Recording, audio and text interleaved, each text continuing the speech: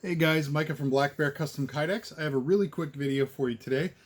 These are going in the mail right away, so I need to get this done super quick. So I have a friend, local guy named Jeff, and Jeff, I've done a couple projects for him now, a couple wallets. Actually, I think that's it. I don't think I've done a sheath for him yet. But he asked me if I could put his survivor knife into some Cryptek Neptune.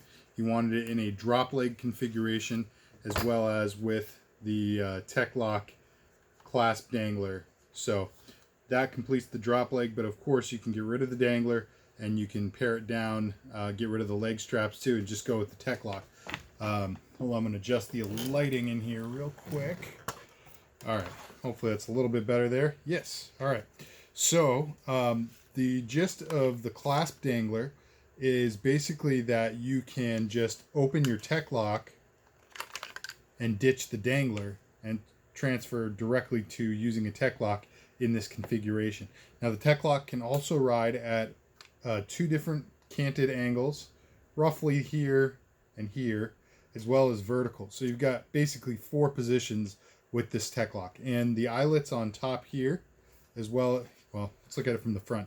Both sets on the top and bottom are spaced identically, so you can put the Tech Lock how you prefer it, whether it's off the top or off the bottom. And that should work really nicely. The other cool thing about having a leg strap, not only do I prefer a leg strap if I'm going to rock a dangler in general, I really hate the feeling of a sheath swinging on my thigh. So usually if I wear a dangler, I put a leg strap on it just because it stabilizes that swing and just makes it feel a little bit more comfortable, makes it move as one unit with your leg. But one of the other really cool features about this is actually from Beach and Tactical, this length of webbing here. And it is originally constructed and designed to be used as a part of my harness system. Usually you see it as a 3 or 4 point harness for chest or back carry. But I usually do my leg straps with his harness lengths. So I set aside some of them that I'll just end up dedicating as leg straps because it's really high quality stuff. And it's a lot faster for me to throw this together than it is for me to actually measure out, cut, find hardware, etc., and make the leg strap myself from scratch. No, not from scratch, but you get what I'm saying, putting together all the materials. Versus this, where I've got everything I need except the D-rings, which I can do really quickly with some Kydex. So, yeah, so I use Beach and Tactical stuff, and I really love this. But the other really cool feature of this is in a very serious pinch, if you needed to, well, I mean, even if you just wanted to, it would function really nicely as a sling. All you'd have to do is move the second D-ring to this position along the spine of the sheath, and all of a sudden you can elongate this sling or this webbing and turn it into a sling. Now it's not going to have any kind of articulating pivot points or anything like that. It'll be a fixed thing, so you can't just unclip it quickly unless you buy some HK clips or duffel clips or something like that. But as a call like a poor man's baldric, you'd have one of the nicer baldric setups that you could get, just because this is a really high quality thing that Beechin makes. So I would really recommend, if you guys are thinking about a dangler, I would spring for the extra money to go with a leg strap as well. Not only so that you have the option to use it with the dangler if you choose, but also because you inherently create the possibility of a baldric system when you have that. So I'm a huge proponent of using those leg straps. Putting your clasp dangler back together is as simple as opening your Tech Lock, laying this piece of Kydex back in there, and closing it back up. It's in there really secure. It's not going to pass through. I put some hardware down below. Now this is, you guys might see another maker or two out there trying to do something like this, and there are a lot of different ways you can make this work, but I try to always put it out there that I'm the one that invented this whole setup, and I really get irritated. I see it more and more. I really get irritated when other people claim like intellectual property rights or whatever, not legally speaking, but essentially claiming that they're the ones that came up with something. So I just try to put it out there every time I do a video like this, that this was an invention I came up with a couple years ago, and I've since seen at least one maker, maybe two, trying to imitate it. And of course, there are others out there who've reached out to me and asked, hey, is it cool if I use this? I am never going to tell somebody they cannot use that. So there are some other makers who I admire as well. Tigard Valley Tactical, Rodriguez Kydex. I haven't actually seen them do it. I don't know if they've done one or not, but we've talked about it anyway.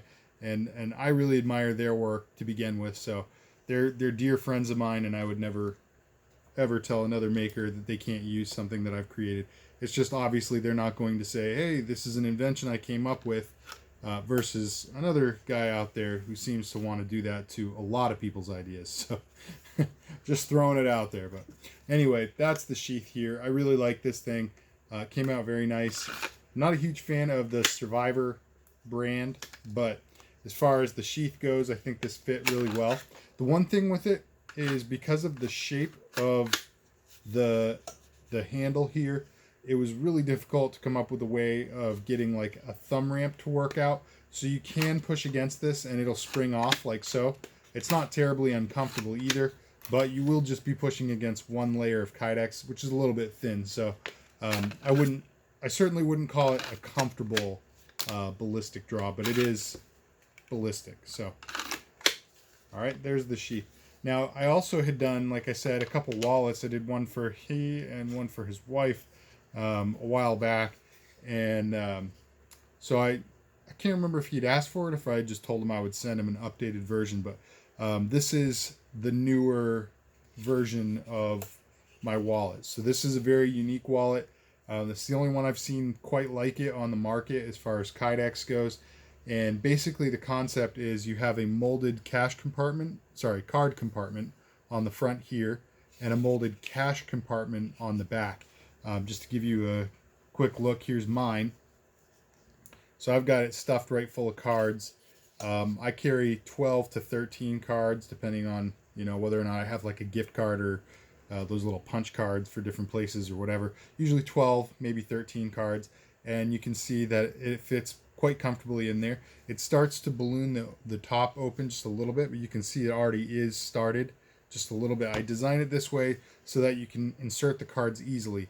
But the reason that it has this kind of angled feature here is so that you can extract your cards easily. If it all just had these sharp 90-degree drop-offs, which is actually how I designed it the first time around when I redesigned my wallet. The prop that I formed it over was just completely untapered, and immediately after making it and trying it out, I was like, oh crap, that's going to be an issue. So I learned my lesson, and this is actually the piece that I taper it on, or that I press the material on. So you do get a really nice slope, which allows for a retention point, but also overcoming that retention point. So it's very easy. You just kind of push your cards up, and then you can kind of fan them out and go with whatever you need. Grab it out of there and put them all back in. Putting your cards back into your wallet is very easy. All you have to do, what I recommend, is hold it with the card compartment facing your palm. Hold it between your thumb and your middle finger like so, and then use your pointer finger to just push in, and it'll help you open that up. You can see me flexing that opening. Just open it a little bit and put the corner of your cards into it. You can do all of your cards at once. You can also choose to do them, you know, a handful at a time or just one at a time. But basically, you just need to get them seated into that like so, and then you can just very quickly stuff them down in there. Now the cash compartment, I only have one bill on me after making a deposit this morning. So you can see, I think it's kind of a cool thing, that even just one bill is in there really secure. But I oftentimes end up with, you know, 30, 40, whatever single bills on me. Most of the time singles at that. But you get the point. You can have quite a bit of cash. You've got plenty of room for cards. And then the one other feature I'll kind of tout here for a second is that if you want more or less cards, you just have to tell me when you order your wallet, and I can just make something like this that's a little bit thicker or thinner, or I can put something underneath it to thicken it. I guess for a smaller one, I'd have to actually make a smaller or thinner one, but that's very easy and quick for me to do. So currently I would advertise that this comfortably fits anywhere between 10 and 15 cards. If you go fewer than that, you might have a little bit of rattle. If you go more than that, I think it might be a little bit uncomfortably, bloated open. But it does have expandable storage because I combine the layers with elastic shock cords. So that's pretty much it in a nutshell. Let me know what you think. Got the logo on front, got the American flag on the back. I'll show you the actual one that I've just made for the customer here.